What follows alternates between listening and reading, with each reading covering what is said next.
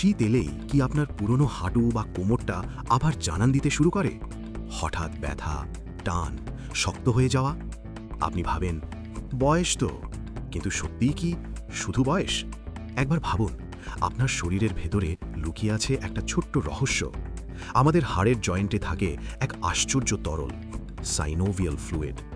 ঠিক যেমন গাড়ি বা মেশিনে মোবিল না দিলে যন্ত্র আটকে যায়, এই পিচ্ছিল রস ছাড়া আপনার হাড়ও নড়তে পারে না। কিন্তু শীত এলেই ঘটে বিপদ। তাপমাত্রা কমে আর এই তরলটা হয়ে যায় ঘন, আঠালো।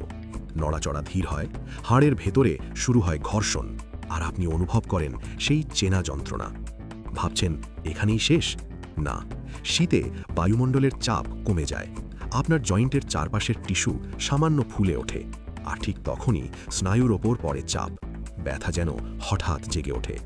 তারপর শরীর নিজেকে বাঁচাতে হাত পায়ে রক্ত চলাচল কমিয়ে দেয়, জয়েন্ট পায় কম অক্সিজেন, পেশি শক্ত হয় পাথরের মতো। রোদ কম, ভিটামিন ডি কম, হাড় দুর্বল। তাহলে মুক্তি?